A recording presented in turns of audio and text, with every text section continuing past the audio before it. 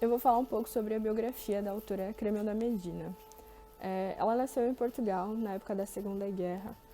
Por volta de 1953, quando ela tinha 10 anos de idade, ela veio morar no Brasil com a sua família e acabou se instalando no estado do Rio Grande do Sul, na cidade de Porto Alegre.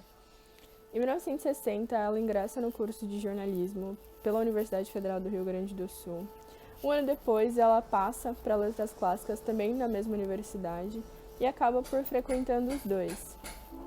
Vale lembrar que a década de 1960, como um todo, é marcada por um grande questionamento e uma grande inquietação acerca do papel do jornalista na sociedade. E, coincidência ou não, ela se forma no dia 31 de março de 1964, o fatídico dia do golpe militar. Entre 1967 e 1970, ela tem a sua primeira aparição assim como professora do curso de jornalismo na universidade na qual ela se formou. Em 1970, ela vem para São Paulo buscando conhecimento sobre o ensino, comunicação, lecionar, enfim. Ela vem para a Universidade de São Paulo, entra na Escola de Comunicação e Artes e se forma em 1975. Ao se formar, ela se torna a primeira mestra comunicadora no primeiro curso de pós-graduação em solo latino-americano. Em 1973, ela lançou seu primeiro livro, denominado Arte de Tecer o Presente, e foi uma parceria entre ela e o Paulo Roberto. Depois de um tempo, ela acaba abandonando a instituição, né? Ela para de lecionar, principalmente por causa das perseguições sofridas na ditadura, né? Principalmente dos jornalistas. Em 1986, ela retorna à USP, mas agora apresentando o seu doutorado, também na área de pesquisa e ensino. Até hoje ela se dedica prioritariamente a isso. Durante 10 anos ela se dedicou majoritariamente à profissão de jornalista mesmo, trabalhando no estado de São Paulo como repórter e editora. A Cremilda também, mais ou menos por volta de 1990, ela lança um questionamento geral acerca dos saberes interdisciplinares. Ela também esteve à frente de diversos projetos interdisciplinares famosos. O primeiro projeto interdisciplinar famoso que ela esteve à frente foi a Iniciativa Signo da Relação, que era um projeto de cunho político, de certa forma, e abrangia políticas para mídias universitárias, né? Obras, notícia, um produto à venda. Jornalismo na sociedade urbana e industrial. Cremilda Medina compreende a estrutura da mensagem jornalística no grande quadro de referência de uma sociologia da cultura. A notícia é percebida como um produto de comunicação de massa, relacionada à indústria cultural, né, aos contornos de uma sociedade urbana e industrializada. Cremilda Medina, em 1978, sinaliza limitações teóricas na perspectiva da chamada Escola de Frankfurt. Para ela, as visões apocalípticas, marcadas pelo pessimismo latente e por um olhar reduzido às determinações, são frágeis, distantes de um pensamento capaz de compreender a complexidade do jornalismo. Logo, mesmo que resguarde traços industriais e de massa, a notícia deve ser vista como um produto cultural dinâmico. Tal entendimento impossibilita situá-la num processo de estandardização absoluta. No que diz respeito à classificação dos gêneros, a pesquisadora destaca 3 tendências, já bastante assinaladas por outros estudos, inclusive da área.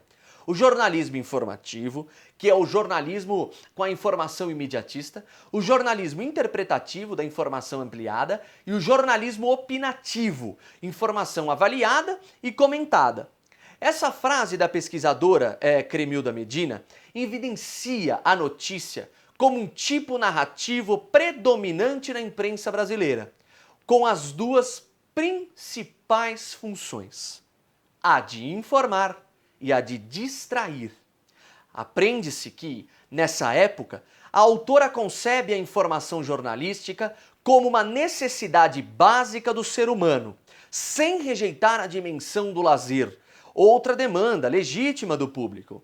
Para ela, o binômio informação-lazer está presente em todo o processo da indústria cultural, o que costuma despertar críticas negativas e condenações, muitas vezes, apocalípticas. Ao consumir um produto noticioso ou assistir um filme, por exemplo, uma audiência de modo não linear, oscilando entre a informação e o lazer, a realidade e o sonho, a interação social, por exemplo, individualização emocional, não significa que a informação jornalística e produtos de entretenimento não possua as suas particularidades. Importante isso, enquanto fenômenos midiáticos. Ainda em suas primeiras obras, Cremilda Medina define o jornalista como um técnico da informação, um produtor que precisa ter os seguintes traços em seu perfil: a ética profissional e os recursos técnicos para investigar a realidade ao imediatismo, enfim. Capacidade de relação com a realidade social, também importante, e a capacidade artística no domínio da linguagem. E vivências, né? Claro, no sentido do serviço do enriquecimento profissional. A autora também, reconhece o jornalista como um ser investido de um papel social específico. Estabelecer pontos na realidade dividida, estratificada em grupos de interesse, classes sociais, segmentos culturais e faixas etárias. Cremilda Medina argumenta ainda em seus primeiros estudos que a teorização do jornalismo não pode ser elaborada apenas levando em conta fatores econômicos, devendo incluir elementos mais amplos da cultura e da conjuntura social em que os meios da comunicação desempenham as suas atividades. No livro Entrevista, O Diálogo Possível, observa-se uma série de problemas nos modos de condução das alterações no jornalismo, bem como no tratamento dado às falas dos entrevistados.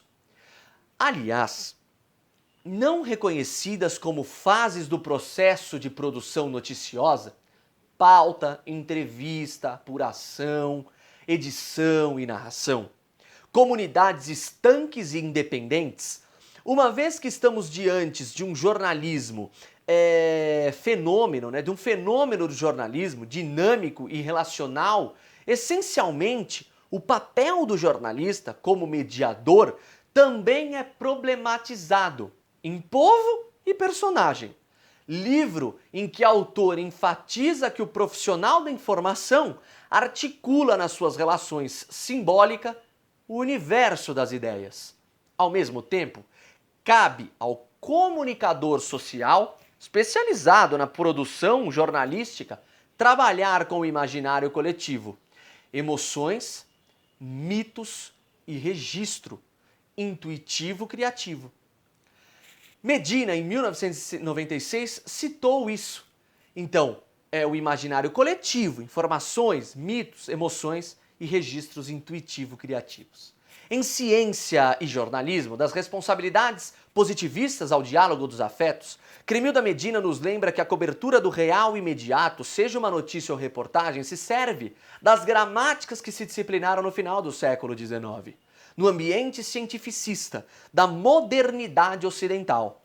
Por conta de fatos dos acontecimentos selecionados por serem narrados, é indispensável que o jornalista seja aquilo que Medina, em 2003, chama de agente cultural, sensível e capacitado para grupos mediadores, comunidades e membros numa rede comunicacional. Para entender e praticar complexamente o jornalismo, é preciso, no entanto, assumir que, aspas, compartilhar a visão do mundo, do outro, dela extrair a utopia humana e ampliar competência técnica e científica na narrativa solidária não é uma miragem, é uma possibilidade. Contudo, o que uma autora reivindicou é um olhar crítico perante eles. É uma perspectiva complexa que deve ser a partir do próprio sujeito jornalista. Engata-se aí outra valiosa contribuição da Cremilda Medina para pensar o jornalismo, uma chamada arte de tecer o presente, sendo ato relacional e dialógico. É um fazer que não dispensa uma razão complexa, a sensibilidade intuitiva, o comportamento solidário e a estética inovadora. Em tempos em que a atividade jornalística enfrenta profundas transformações, que incluem intensos processos de convergência digital, mudanças na forma de sustentação financeira dos veículos e precarização das condições de trabalho dos profissionais, a perspectiva teórica de Cremilda Medina, numa primeira avaliação, pode parecer um tanto idealista. Essa visão critica buscar superar as dificuldades da vida, social e profissional, claro, aproveitando cada brecha possível para a realização de um jornalismo que observa, interpreta e relaciona o mundo de maneira complexa. Ainda que o jornalista ele seja um técnico da informação, o que é ser um técnico da informação? É ele saber como preparar uma pauta, desenvolver essa pauta, ele ser ético. Então, precisa ser tudo isso, precisa ser um técnico da informação, mas não é só isso. O rol de competências ali do jornalista ele envolve muita coisa subjetiva, como ela também cita, essa questão do jornalista saber um pouco de tudo, até mesmo para que ele consiga interpretar os fatos, né? Então, e aí ela também faz uma outra consideração legal sobre a escola de Frankfurt. Então, quando a gente diz que ela critica a escola de Frankfurt, ela não está dizendo que o Adorno e o Horkheimer eles estão completamente errados, mas que não é só o dinheiro que exerce pressão sobre o produto jornalístico, né? Então, além do próprio capital, a pressão social e a própria pressão do agente cultural, que é o jornalista, elas também atuam sobre o produto jornalístico, que é muito dinâmico, né? Não é, assim, no próprio manual não existe um jornalismo que vai ser igual daqui 10 anos, 50 anos.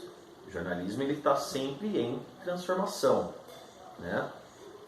E por que ela defende que o mundo seja observado, relatado, interpretado de maneira complexa? Porque o mundo é complexo, né?